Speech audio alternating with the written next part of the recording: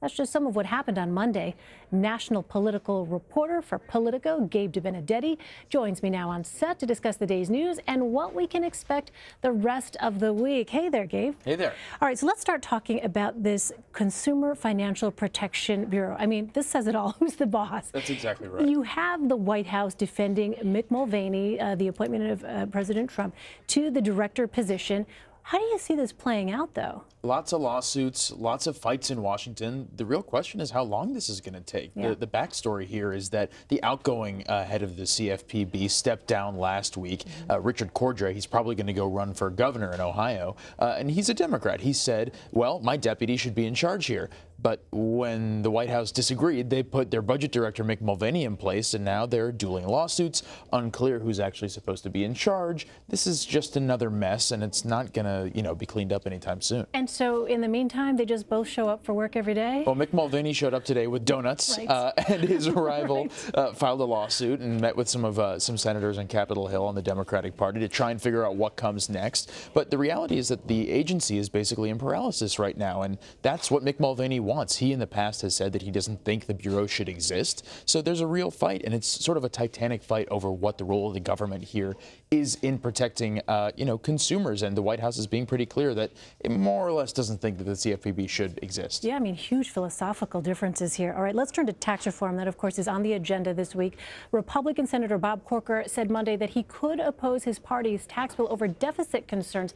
Now, do you think that the Republicans are going to be able to convince fiscal conservatives who are genuinely concerned about what the effect of overarching deficits could be, basically, the country's ability to grow financially in the future? Well, the reality is that it depends on what we're talking about. Yeah. The actual bill that they're talking about right now in the Senate is probably not going to pass as it's currently constituted. They can really only afford to lose one or two senators, and that's even before they take it back to the House and try to mash those two versions of the bill together. But it's not just people like Corker who have said that they don't support the president anymore. There are others like Steve Daines from Montana and Ron Johnson from Wisconsin, who are usually pretty useful allies for the White House, who have had big concerns about this tax plan. So we'll see. So the president's also meeting with congressional leaders on Tuesday to discuss a spending bill to keep the government open. What do you think that we can expect out of that?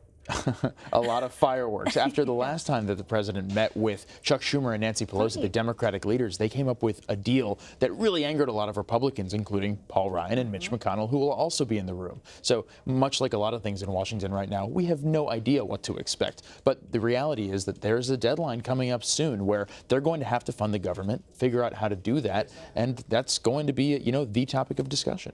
All right, let's talk about Alabama. We're 2 weeks out now from that special Senate election, and now there's a person entering the race as a write-in candidate. Can you tell us more about that and whether a write-in candidate actually has a chance? Yeah, well, a chance of doing what? That's the question. The big question here is whether this write-in candidate, who is a former military official, an aide to actually White House Chief of Staff John Kelly, whether he's running to actually win this race, which seems highly unlikely this late in the process, or to try and peel some votes away from Roy Moore. Moore, of course, is the extremely controversial Republican option here, and Republican leaders all over the country, especially in D.C., have tried to figure out ways to siphon votes away from him. They don't want to endorse the Democrat for obvious reasons, but they're trying to figure out a way to try and push more down. This could be a way for that to happen. All right, let's talk about a potential candidate for a different race. You reported Monday that Senator Bernie Sanders is making moves pointing to a 2020 presidential run. All right, explain. Why do you think that is? Well, we don't know yet if this is about 2020 itself, but one thing that Senator Sanders is doing that he's never done before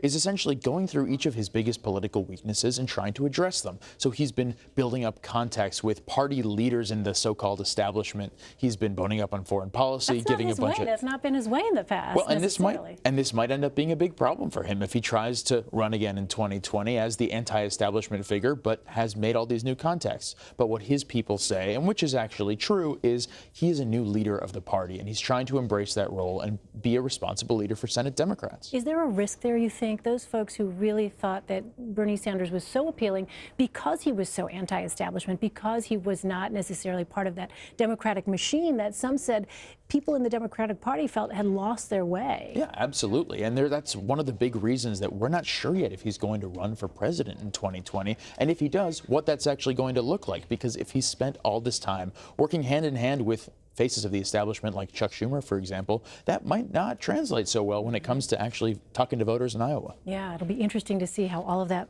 plays out. Gabe Debenedetti, so good to see you. Thank you so much for stopping by. You too.